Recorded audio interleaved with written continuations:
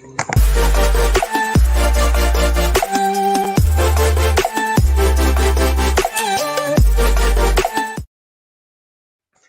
guys, how we doing? Welcome back to the Free Hammers, and the Euros have started. That's why we're wearing our shirts today. I do like your one, mate. That reminds me of, a time that I really actually enjoyed England. I've done my club versus country video. Obviously I'm a little bit more behind them this year because Declan Rice is playing. It's nice to have a West Ham player in there. But definitely that shirt you're wearing there, mate, is probably some of my best memories as an England fan. Oh, mate, definitely. Euro 96, 96... 2000, 2002 was probably the last time I was, maybe 2004. But that was kind of the last time I was really, really sort of into England. Do you know what I mean? Before I got a bit fed up with it all. But yeah, I mean, the 96, because some of the guys actually during the week in work were talking about Italia 90 and how good the tournament that was. But obviously, we were 5 years old then. Yeah. We were 5 years old, so a little bit too young. I think 96, USA 94, kind of, but I think 96 was the first one that I really remember getting behind England and really getting involved in it and really being excited about it. The first tournament that we would have seen England, mate. Obviously 94, I've got quite a lot of memories of 94, but obviously England wasn't in it. Yeah. So we'll start with the Euros and then we'll end with West Ham, because there's been some good news about West Ham this week, which we'll discuss later on in the show. So the Euros did start, mate. Your team, your adopted team, Italy. Wow, mate, I've got to say I was massively, but obviously Turkey, it wasn't the greatest team in the world. The way Italy played football was fantastic on Friday night. Beautiful football. Really, really impressed. The energy, the pressing, the pace of the way they played, fantastic. Turkey basically sat 10 men in the box all game, just defended. And even still, Italy broke them down, scored 3 goals more. It's the first time they've scored more than 2 goals in a major competition. Fantastic. And if they carry on like that, they're going to cause problems, mate. What a player Insigne is. What a player. What a player he was. Insigne is a fantastic player, I said kind of joking, but not really. But Insigne is the player that Lanzini could have been. If he hadn't got the bad injury, maybe he could have gone on to be that player. And then I was joking, saying, "I'll forget about Lingard. Let's just sign him." But 30 years old, he's a one-club player. He's played for Napoli his entire career. He'll probably finish his career there as well. But fantastic. But the makeup of the team they've got is really good. And the main man in midfield weren't even playing. Yeah, no, Verratti. Yeah, Verratti didn't play. Was it a bit touch of emotion, mate, not seeing Gigi? Yes. For a long time, Gigi's been the man, hasn't he, leading them out? Yeah, I mean, obviously, the man's an absolute legend. We said last week, without a doubt, without question, in the top 10 goalkeepers of all time, without question, possibly in the top 5. I still think he's an incredible keeper. But when you've got the best young goalkeeper in the world coming through, and Gigi's like 40, he's more than 20. I think he's 22 years older than Donnarumma. Yeah, Donnarumma's 26, isn't he? No, 26. he's like. I was shocked. I was actually shocked. I looked on Wikipedia. He's 26 now. Seriously? Yeah, mate. I was shocked. I looked because I was saying to my dad, "Oh, he's the best young goalkeeper," and it was like, "Oh, actually, he's 26." I thought he was a lot younger than that. Yeah, I thought he was younger than that. That's a surprise. Well, still, Gigi's 43, is he? So yeah, 22, obviously. Sorry, 22. That's what I was thinking. That's more 22, like it. 22. Yeah, that's more like it. Buffon is about 42 as well, I think. Yeah, so that's what 20-year difference. Rejoining Parma, mate, the club he started at. Right. Great way for him. I know Barcelona offered him a contract and he rejected it because he said he wanted to be first choice wherever he goes. I was there saying, that's it, bring him home, bring him to West Ham. Would have been nice. But yeah, definitely exciting times for Italy. They look good. They do. They look, and even if you aren't to win it this year, you may have that vibe of the Germans a few years ago, when it was like, oh, they're ready for that World Cup next year. Definitely, there's a great team there, fantastic team. The next game that kicked off, mate, Switzerland. I don't know if you watched much of that. It wasn't the best of games. No, I didn't see that one. Draw for Wales, puts them in a good position. probably can beat Turkey, and then obviously they can afford to lose to Italy and go through. But I think, away from football, mate, in general, yesterday, I think the Denmark game was the one that,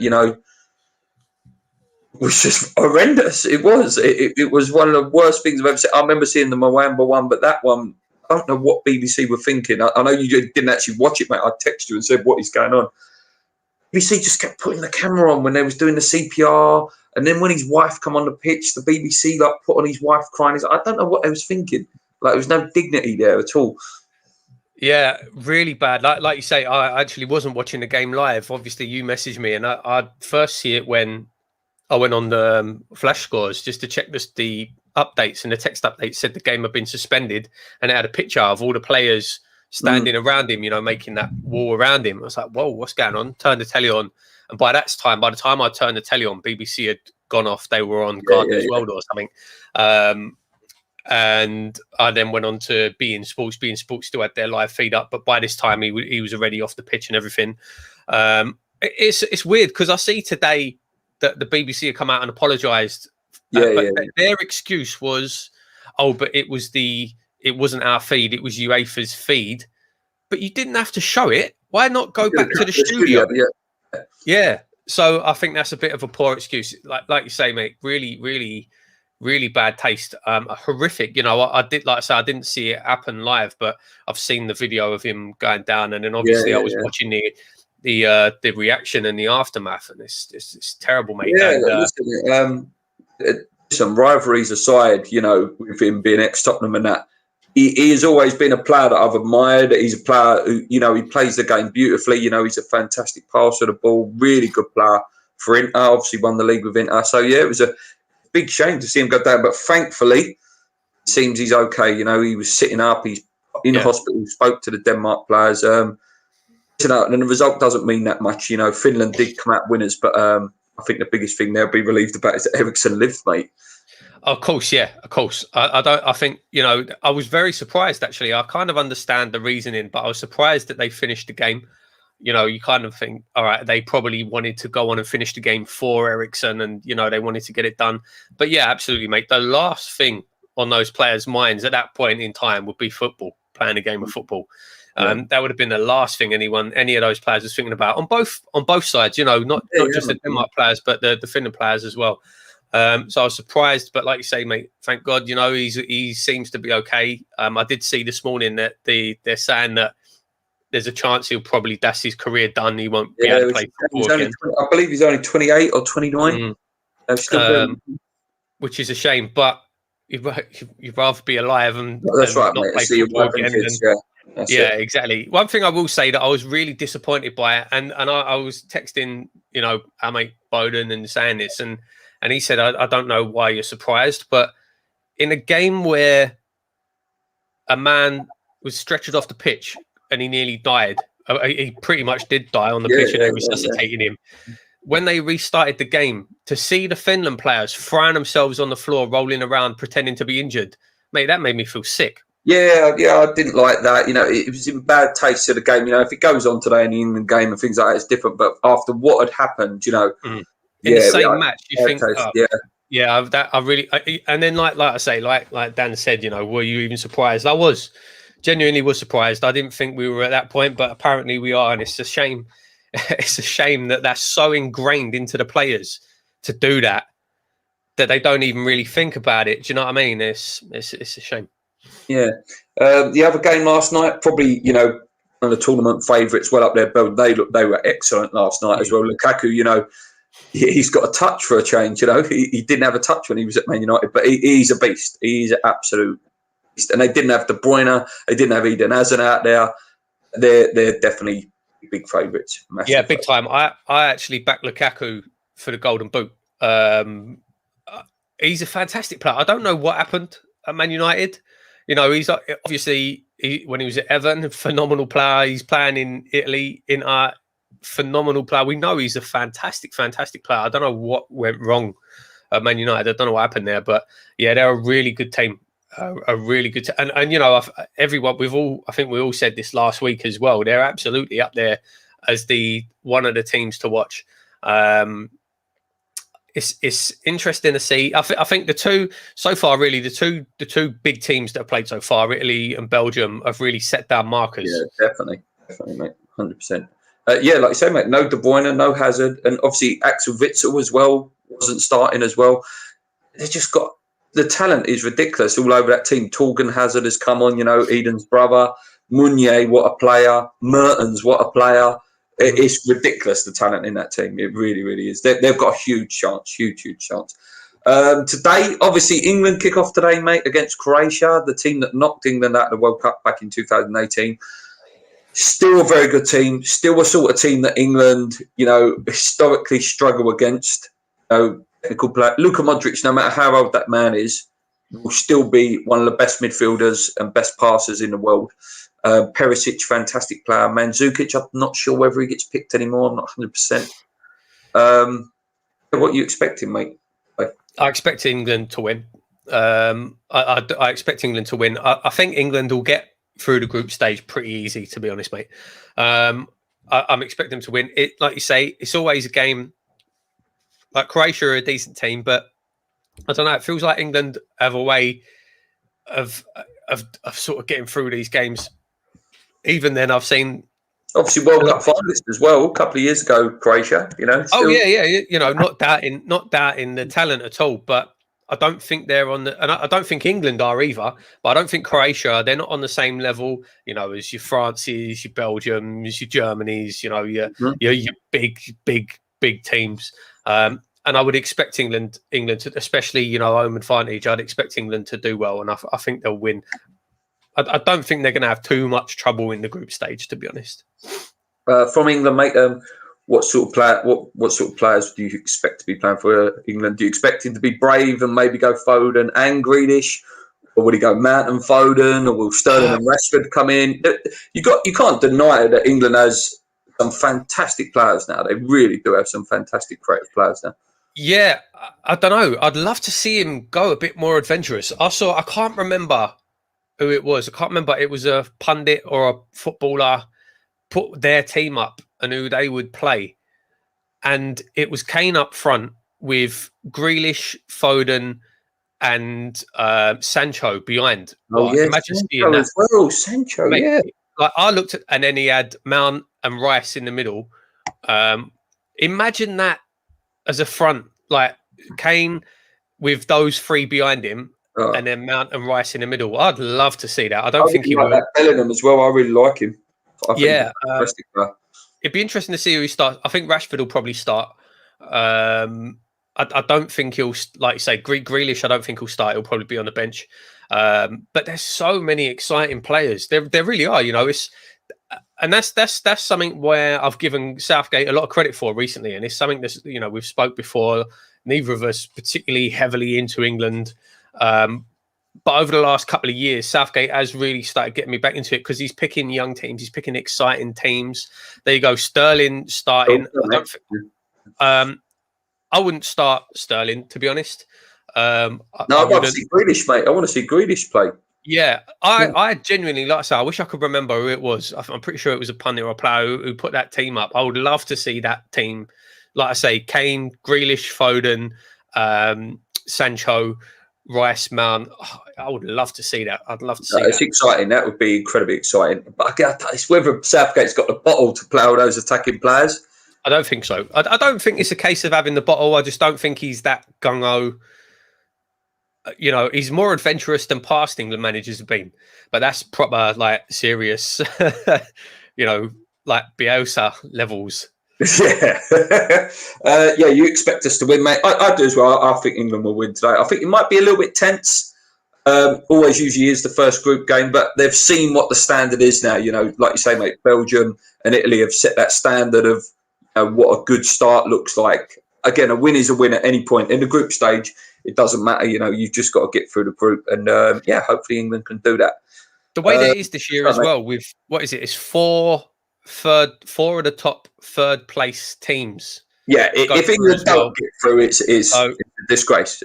I don't really know how I feel about that, to be honest, because you're basically guaranteeing all of the big clubs will go through. You've got that. That means the group of death: Germany, Portugal, that third place is going to one of them.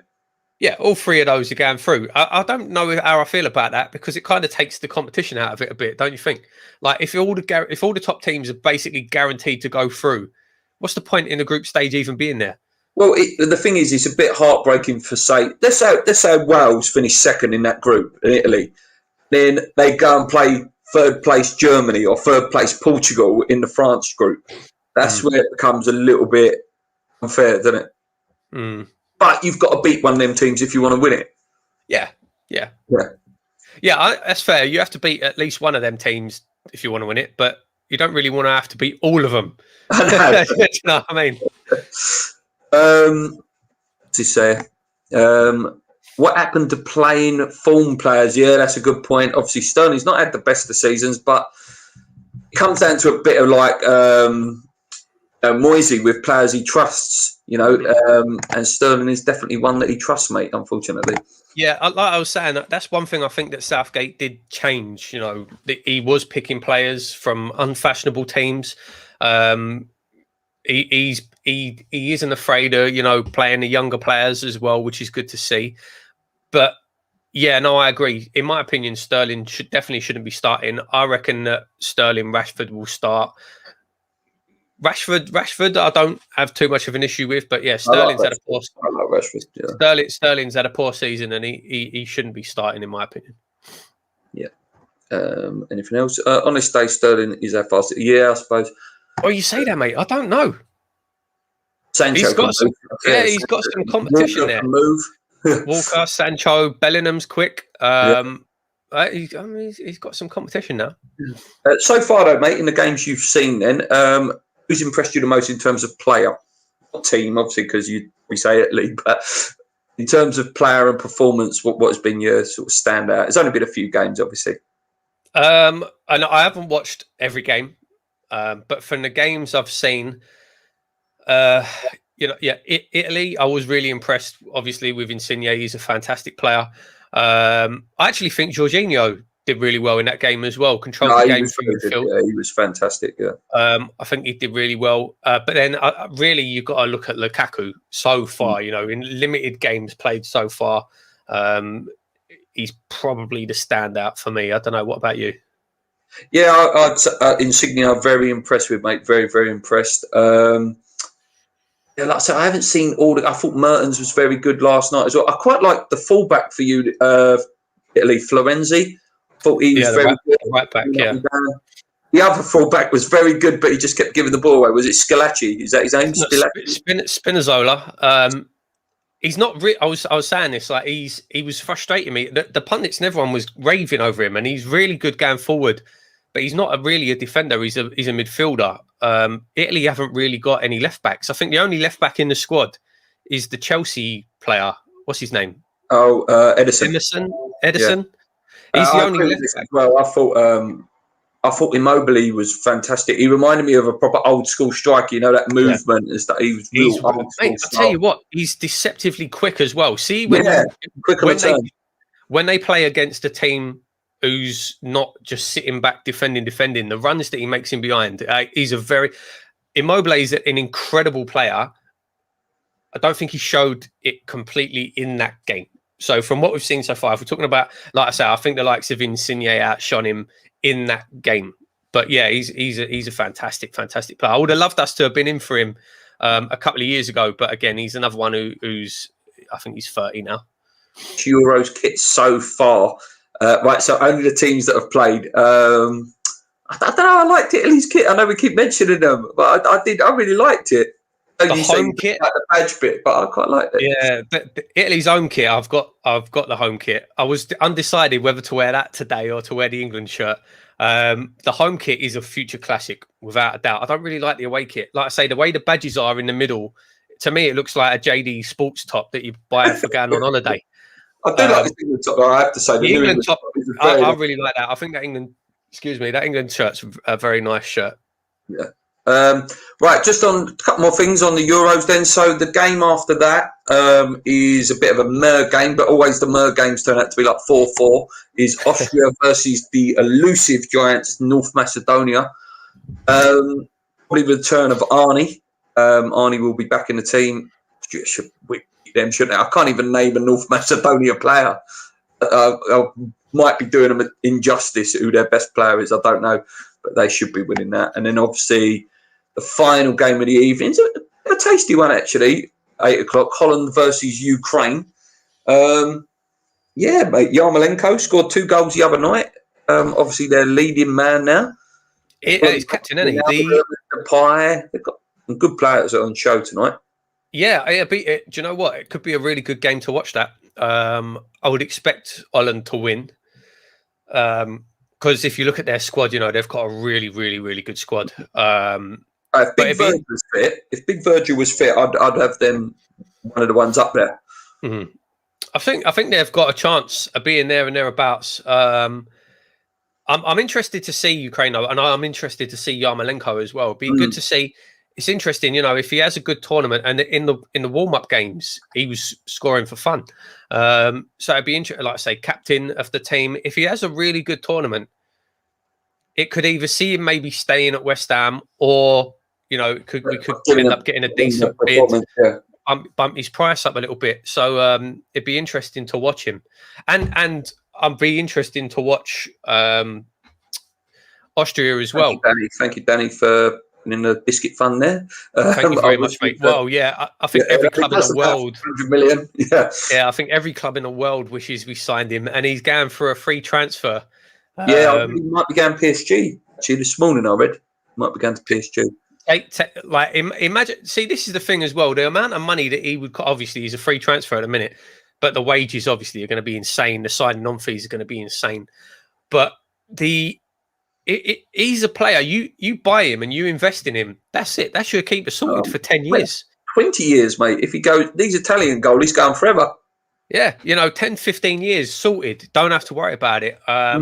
He's got his pick. He play literally. Even then, mate, like you say, you pick him up on a free transfer, good money.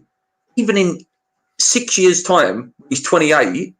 Still could probably get like 70, 80 million for him because he's still young for a goalie at 28. Yeah, absolutely, yeah. That's enough for the Euros.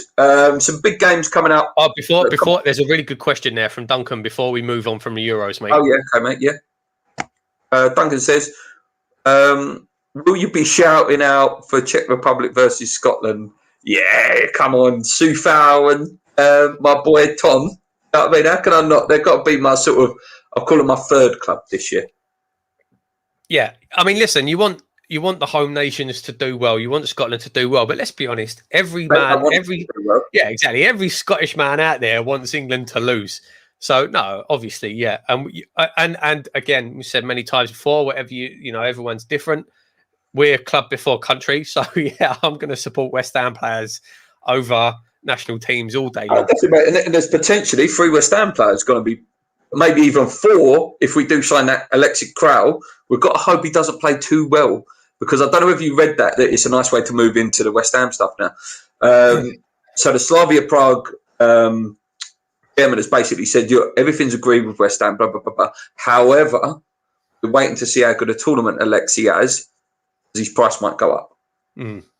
So let's hope he don't play too well. Yeah. Yeah. But then I don't know. Like you want to see what he's capable of. You want to see what he can do as well. So, in the middle, wouldn't it? Him and Tom in the middle. Yeah. I'm looking forward to watching them. I'm looking forward to watching them. I don't know how well they're going to do in the tournament. I don't know much about their defence. But obviously their midfield, obviously Soufal's their defender. They've got some good players in there. That Hoislek, however you pronounce it. I don't know whether Simmer got picked. I don't know whether Simmer got picked or not. I don't know. It'd be interesting. I mean, they got pumped by Italy in the last sort of warm-up game. But then we've seen how good Italy actually are. What they can do. So, yeah. It'd be interesting to watch them. I'm looking forward to seeing them. And I hope they do well for our boys. I do. I hope they do well for our boys. Another West Ham player will be playing on Monday as well. Poland. Obviously, Lucas Fabianski will be in goal against Slovakia. You got Spain versus Sweden. Is he their first keeper? Yeah, he is, isn't he? I would have thought Chesney would be. They might share it then.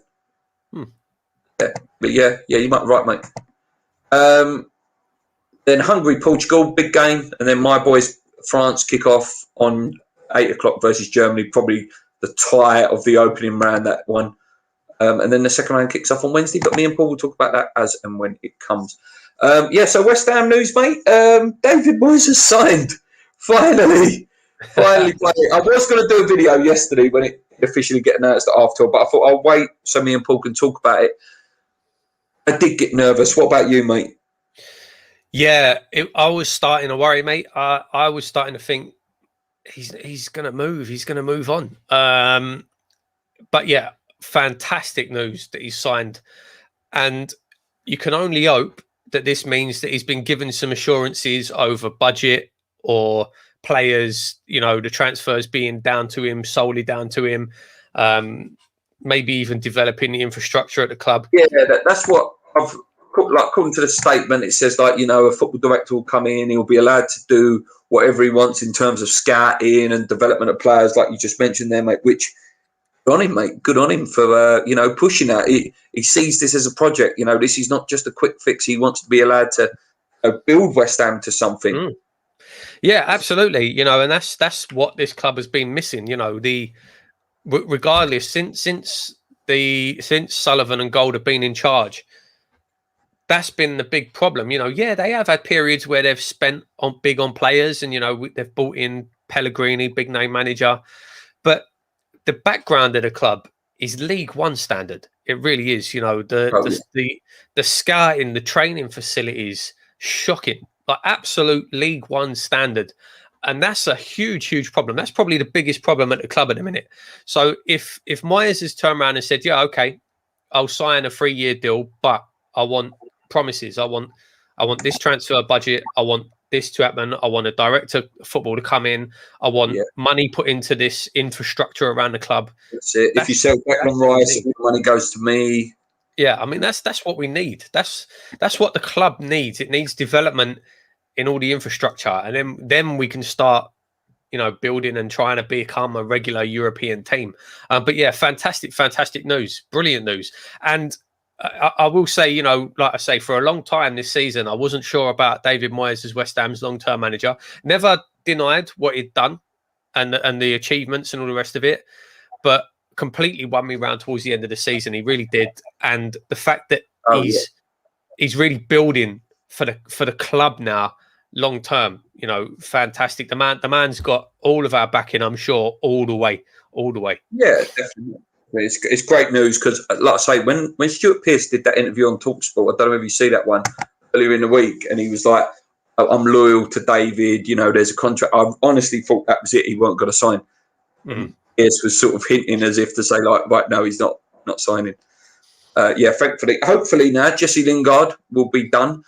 Then a rumour I read today is that he said he wants to stay in the Northwest. But again, these are just rumours from everywhere. One rumour says he wants to stay and says he loves West Ham. Then another rumour saying he wants to stay in the Northwest, which I don't know. That's surprising. I mean, it's possible, possibly. But I'd find it surprising. I would have thought he'd be someone who would enjoy sort of the London lifestyle. The fact that he seemed to gel really well with the players, especially the likes of Rice, gets on really well with David Moyes.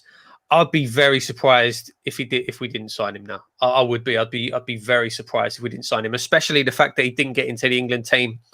I'd be very surprised if he didn't become a West Ham player now. I hope so, mate. I hope so. Another player linked. I'm just got it on my computer here. Is a guy from Werder Bremen, I believe it is, or Wolfsburg. Sorry, and it's that big 6'6" player called Wolfstein or something like that. Wolfenstein or something. Absolute. He scored an average of 16 goals a season. Be Moyes all over that, wouldn't it? A big 6-foot striker. Yeah, I can't say I know who he is. Can't say I know anything about him at all. I think it's because I don't know him. It's hard to sort of discuss.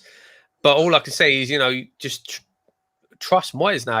If that's the player that he wants, and if he thinks that's the player that's for us, 100%. I trust him. So we might get to see him tonight. I do believe he is in the Dutch team. So we might. What's his name? There's Workhorst. Workhorst. Oh, right. Okay. Yeah, yeah. It's a bit different to Wolfsteiner. I couldn't remember. I was just like trying to make names up off the top of my head. Yeah, another name linked is Tarkowski again.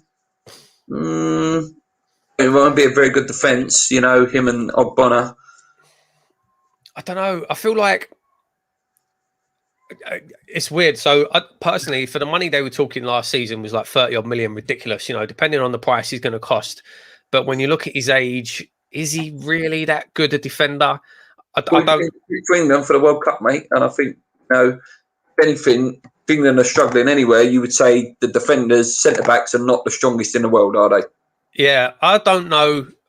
I would have doubts personally, but again, I would trust Moyes. If David Moyes has said no, this is it. This is the player that I want. He's going to come in and shore the defence up. I would trust him.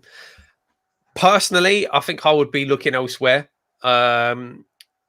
Especially, one man's linked today is J. Kaletikar from Marseille. I believe he could play centre back and centre mid. I believe he can play. Yeah, we've been linked with him. We were linked with him for a while. We've been linked with him for a couple of seasons, I think.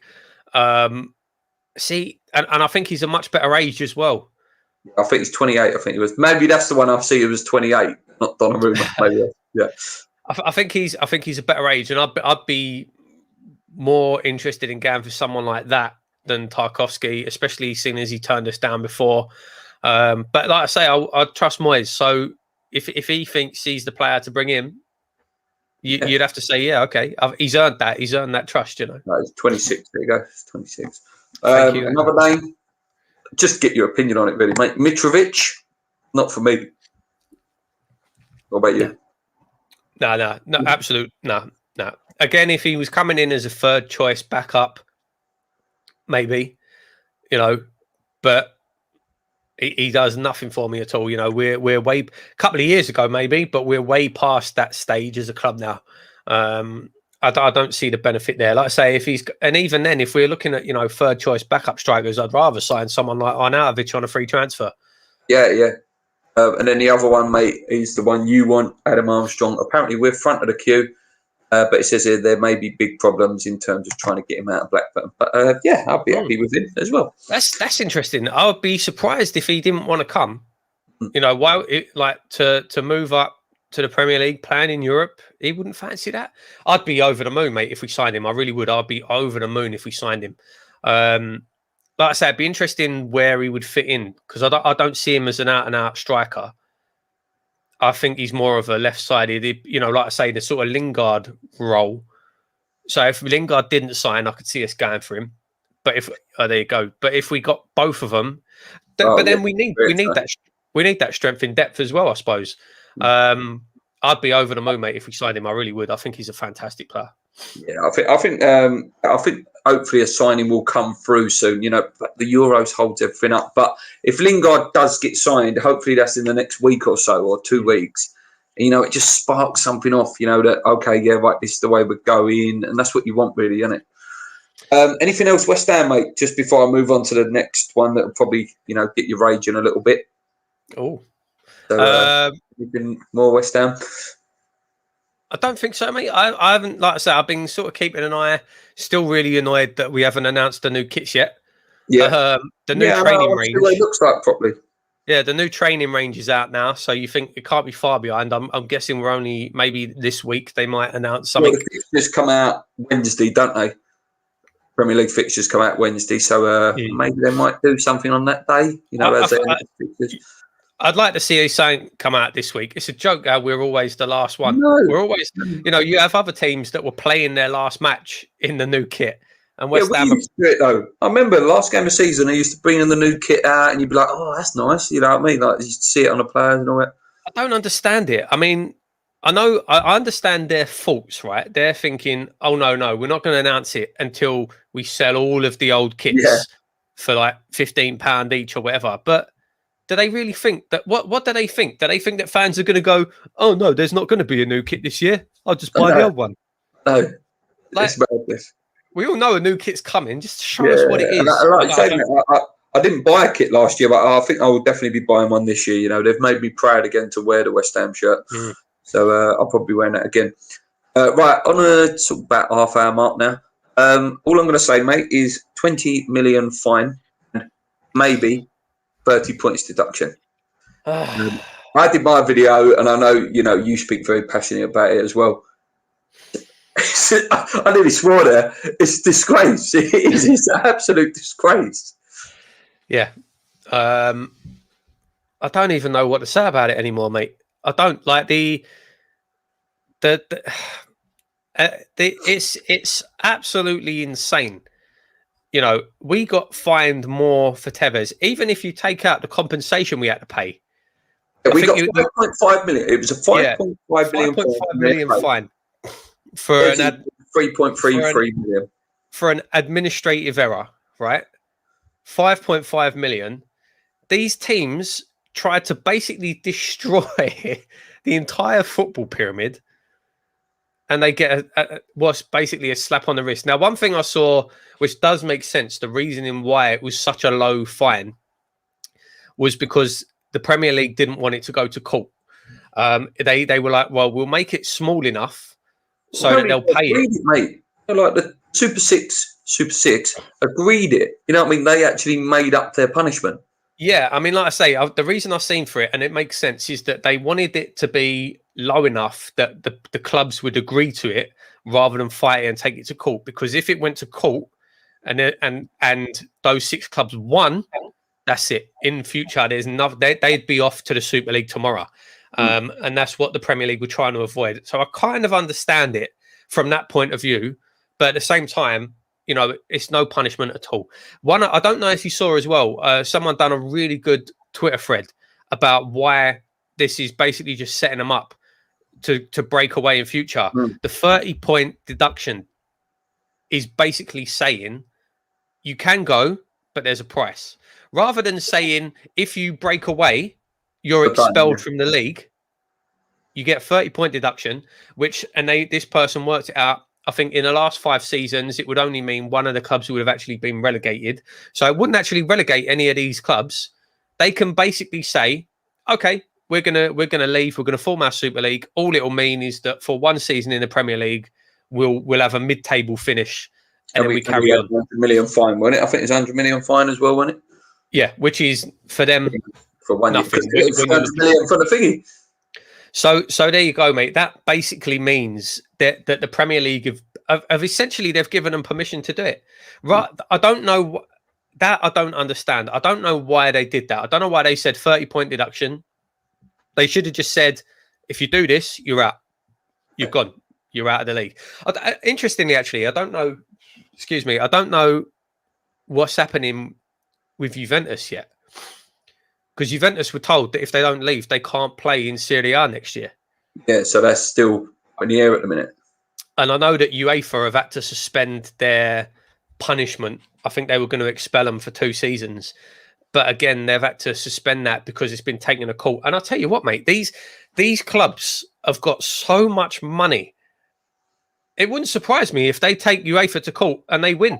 Yeah, mate. Yeah. And they turn around to UEFA and say, you can't kick us out. You can't punish us for this. You can't punish us.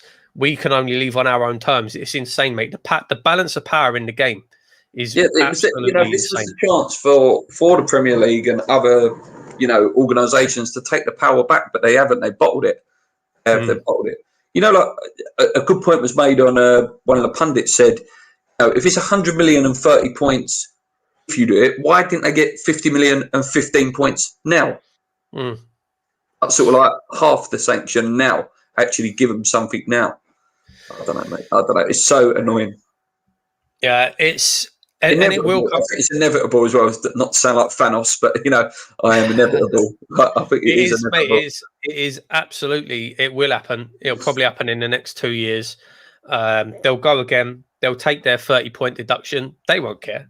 So what? Even if they do get relegated, oh no, they'll have 1 season in the Championship. They'll come straight back up, and they've got their hundreds and hundreds of millions coming in from the Super League. It's disgusting, mate. It's absolutely disgusting. It is. It's so annoying, mate. It's so annoying. Anything else, mate? You want to talk about? It's not that long today. We don't have to go. There's no point talking for the sake of talking. But Anything else? Anything else? Did you? Well, we normally do a boxing bit. Did you see the I see Mayweather? Deji get knocked out last night. Did he? Yeah, well, not knocked out. Like he got whacked quite a bit, and it was a stoppage. I see Deji. I didn't even know that fight was going on. Yeah. Did you see the Mayweather Logan Paul fight? The cuddle fest. Yeah, I did see it. It was as expected, to be honest. I don't know. A lot of people got crazy annoyed about it, but it was like I don't know what people were expecting. It was an unsanctioned fight. It didn't mean anything in the greater context of boxing. They said no winner was going to be declared.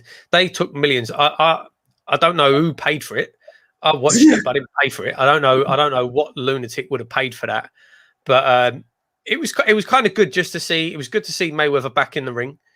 You know, it's like you said, mate. I don't like Logan Paul at all, or the other one, but it was nice that he actually did say, you know, anytime he could have took me out in there. Yeah, he had no illusions. He knew that he was completely outclassed, and he sort of said, "Oh, he kept me in there." And fair play. I think Logan Paul came across quite well. They asked Mayweather, because Paul said he wants to take it seriously, and I asked Mayweather in the interview afterwards, "Do you think he could actually go on in the sport properly?" And he said, "No. If he came up against actual heavyweights or people around the same weight, he'd find it very, very difficult. He was fighting a man, 5 weight classes below him. Yeah. So yeah, but it was good. I didn't mind it. It was a boring thing to watch. It weren't worth watching, but I didn't mind the whole thing of it. I think his brother Jake Paul is a much bigger problem when it comes to the sport of boxing. But yeah, it was an interesting sort of circus show. You can do, mate, for 10 minutes. Actually, I got a really good question came in yesterday from a Graham Upson, and I thought it's not worth doing it on my own, but maybe we could do it over a couple of videos during the Euros. He said, "How about you guys discuss the best/favourite signings for West Ham who have come from each country playing in the Euros?" I thought that was quite a nice little thing we could talk about. Should we just do 2 groups today? Should we just do Group A and B today? Yeah. Let's do Group A and B. Let me get it up because my brain's gone. Oh, Italian. That's a difficult one, that. That's really difficult. Yeah, really difficult. Yeah. Yeah, right. Yeah, so Italy, there's no doubt. It's God. Do you know what I mean? It's Paolo Canio. What about anyone other than Paolo then? Ogbonna? Yes, Oggy, yeah. Diamanti. I didn't know Diamanti's still playing. Did you know that? Yeah. He's still playing. I didn't know that. He's still playing. Who was the other Italian? Michele. Di Michele. Yeah, he was all right. We've had Nocerino, Borello, yeah. We've had a couple, but obviously Paolo, 100% Paolo. And then I would say if you were taking Paolo out of the equation, it'd have to be Ogbonna. It'd have to be. I'm just having a quick look, mate, just in case we've missed any other ones. Italian West Ham players. Let's have a look. Italian West Ham players. Yeah, Nocerino, Di Michelis, Borelli. Yeah, that's about it, really. What about Turkey then? Okan Torre. Oh, Torre. Wow, what a flop he was. I really thought when we signed him, he was going to be good. I believe he's one of only a few. I can't think of any other Turkish West Ham players, can you? Not off the top of my head. What about... no. Turkey. Anyone in the chat? Come on. Knowledge. Give us some knowledge. Turkish West Ham players. Nah, that's literally doing a Google search, mate. That is all I can see. Gökhan Torre is the only name that comes up. Paulo Futre? Paulo Futre. Is he? He's South American, isn't he? Romanian, wasn't he? Romanian? Paulo Futre, Portuguese. He was Portuguese. Portuguese. Next one in the group, Welsh. Ginge. Oh, great. Well, it has to be Ginge, but you'd have a shout. Oh, John Artson, yeah, good shout. Danny Gabardon, Carl Fletcher, Craig Bellamy. Oh, Bellamy's a shout. But Ginge obviously is the top. He wins that. Hartson's a good shout though. Bellamy's a good shout as well. We've actually had a couple of good Welsh players there. I'm sure there's probably. I'm sure if you went back, apparently there's 14. If you went back before our time, there's probably quite a lot. You got Collinson. Oh. Well, one we forgot there, and the other ones I don't know. I've never heard them ones. I'll be honest with you. But yeah, Ginge for me. Ginge for me. Swiss. Have we had many Swiss players? Albion J. Yes. Anybody? Oh, Fallon Barami. Oh, what player? Yeah, what players? Valon Barami. Yeah, I like him. Anyone else? I think that's it. Yeah, Barami. We'll go Barami. Go Barami with that one, mate. Yeah, good fun. Actually, this is quite fun. I quite like this game. We've done that. Group A. Group B, Belgium. Have we had many? Again, Belgium players. I can't think of any. Not that, like straight out my head. No, I can't think of any Belgian players, I can't think of any Belgians, no. No, I'm sorry. I apologise. I'm just having a look on this website to see if it helps. Belgian West Ham players. Rude Buffon. Oh. Oli. And the other. Oh, he was French, Mark Keller, wasn't he? Mark Keller was French. Sure, he was French. Finland. UC. Oh, Hanu Tahinen, was he Finnish? Yes, he was. Did we have Mikael Forsell at one point as well? Ginger bloke from Chelsea. Did he play for us at one point? We Juicy, no? Juicy. UC. What about Denmark? Danish players that have played for West Ham. Have we had any Danes? This is really challenging, actually. Danish West Ham players. Come on, guys. You've got to help us out in the chat. Loads of people were shouting Van der Elst. Van der Elst, yeah? Before our time. Danish West Ham players. West Ham players to sign. No, nothing really there.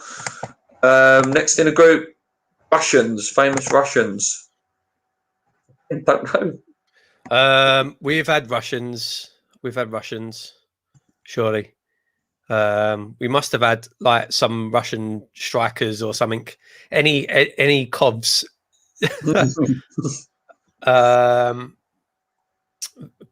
Great player before our time. I have to give him a look. Victor Russians. Yeah? We must have had Russians. We must have. I might carry this on. Actually, we've only another 10 minutes. We can carry on. Right. Have a look. What's so, mate? I want to check that Russian. What Russian players? Yeah. Well, that's no. Just basically, we've had a few Ukrainians, but not Russians. No, like straight Russian. Yeah. Yeah. So next on the list, mate, Austrian. Arnie, surely. Got to be Arnie. Yeah. Oh, absolutely. I wouldn't even be able to tell you if we've had any other Austrians, have we? Yeah, we probably have. Yeah, what country is that? That's Norway, isn't it? Yeah. Next on the list, Holland. Dutch players. I don't remember us having many Dutch players, to be honest with you. Oh, McCloskey lived in Russia. Oh, Ludo. Yeah, but we cast Ludo as Czech.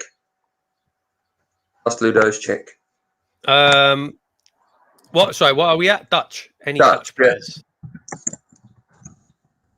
Yeah. Any Vans? Any Vans? John I'm sure we're missing a load here, guys. We definitely are. My brain is like just Marco Boogers was Dutch. There we go. Well, there you go. So Vitesse is our sort of linked club. So we must have had a few. That Marco Boogers is the only one that really sort of comes up when you do a search. I know, yeah. Who's next? Well, North Macedonia. We definitely haven't had none of them. Do you know, mate? We might have had an absolute wonder kid. Yeah. Ukraine, obviously we have one now in Yarmolenko. I'm sure we've had another Ukraine player. Rebrov. Oh, Sergei Rebrov, yeah. He was good in his day. Obviously, he wasn't great for West Ham, but yeah, got to be Yarmolenko now. I would say so. I really, do you know what? I know I sort of touched on it a little bit earlier. I really hope Yarmo has a good tournament because I do like him. I really like Yarmolenko. I don't know if he's got a future at West Ham. I don't know if he's a good fit for our team, but I do like Yarmolenko. I've got Yarmolenko on the back of the away shirt this season. The only reason I did it was because it was free printing. Yeah, and I wanted to rinse it and get the longest name possible. It gets a little bit easier now. We're in England's group now. Croatian players. Now, there's some fantastic Croatians that have played for West Ham. We're looking at Davor Suker, Slavan Bilic, one of my favourites, Igor Stimac. Yeah, some really good Croatians in there, aren't there, mate? Some fantastic Stimac ones. is definitely a shout. Stimac is definitely a shout. I don't know if you. That's probably who I would say. Oh, Petric. Do you remember? Did he play for us, Petric? Sylvan, was it? Madlan Petric. Yes, I do remember him. Didn't he come in when he was like? Was he really massive? Like really tall?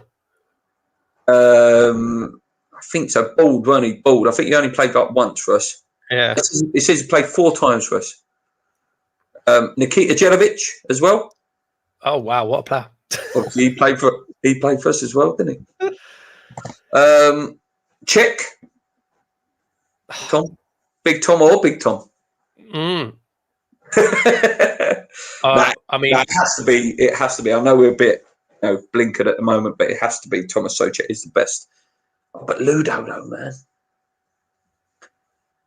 Ludo's such a ledge, man. Yeah, I don't know. Repka, though. I can't get past it. It's my dad. No. Let's just have a look here. Czech players, West Ham. Yeah, that's about it, really. But yeah, they're all of them. They're all fantastic. The Czechs. What about? Easy question, really. Best Englishman is Bobby Moore, isn't it? So we can go past that. What about Scotsman? Christian Daly. Not obviously before our time, but Frank McAvenny probably. Of our time, so let's say, you're talking about English players, talking about Scottish players of our era, right? So obviously you're discarding the likes of Snodgrass. Snodgrass is a good shout, actually. Nigel Quazzy, Malky Mackay, Hutchinson, great player. Nigel Quazzy, wow. Hutchinson's a great player. He was a fantastic player.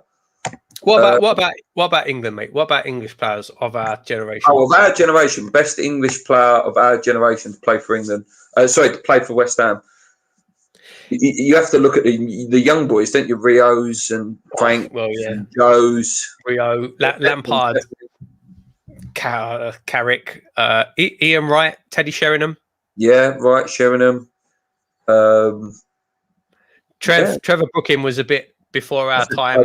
Before our time. Yeah. But what a player. Yeah. Rob Green was a great goalie for us.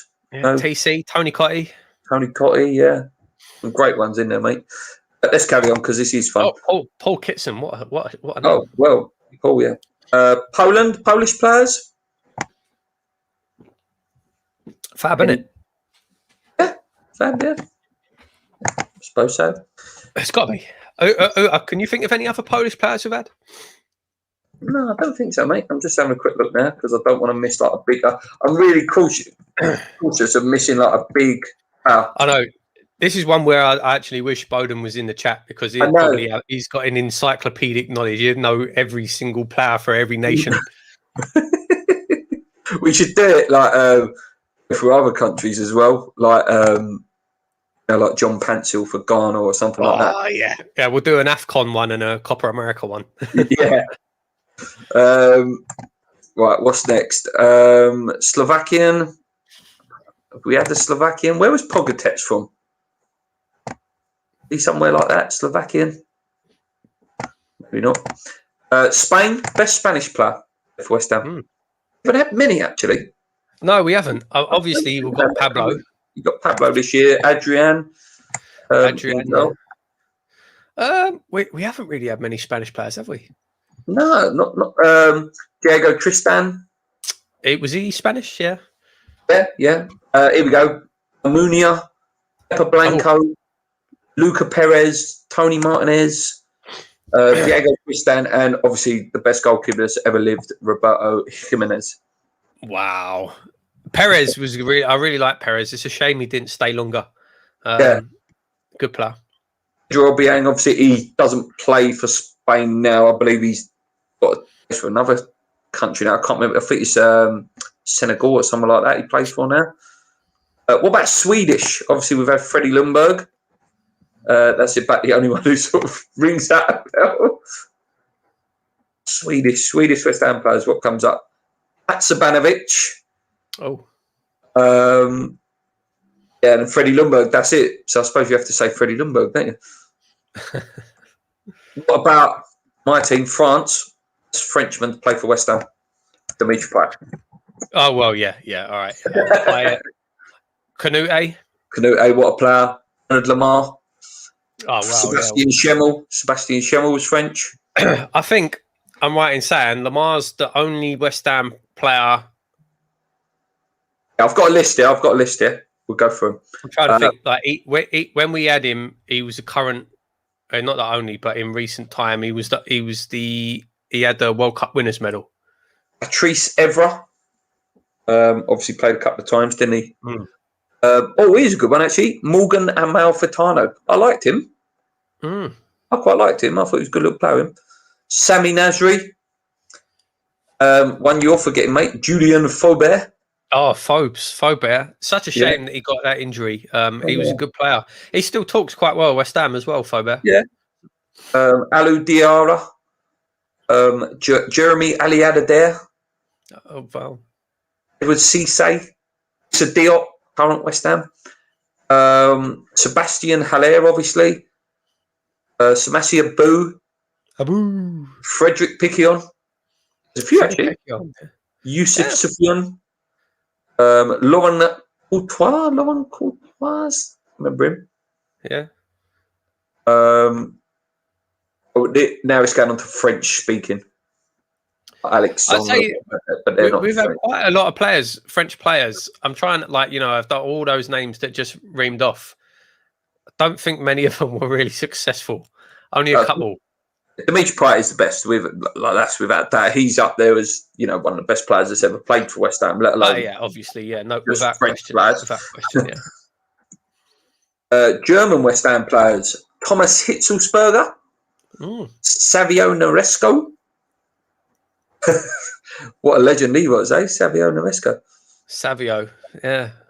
Record transfer for a very long time. A forward from 1995, apparently, called Get Exton. Never played for us. But Hitzelsberger, apparently, according to the stats, 13 games and 3 goals for West Ham. So I liked him as well. Yeah, Hammer, he was good. Absolute rocket of a shot. Absolute rocket of a shot. Yeah, didn't he? We've had thousands of flops. We certainly have, mate. We certainly have. I don't think we've had any hungry players.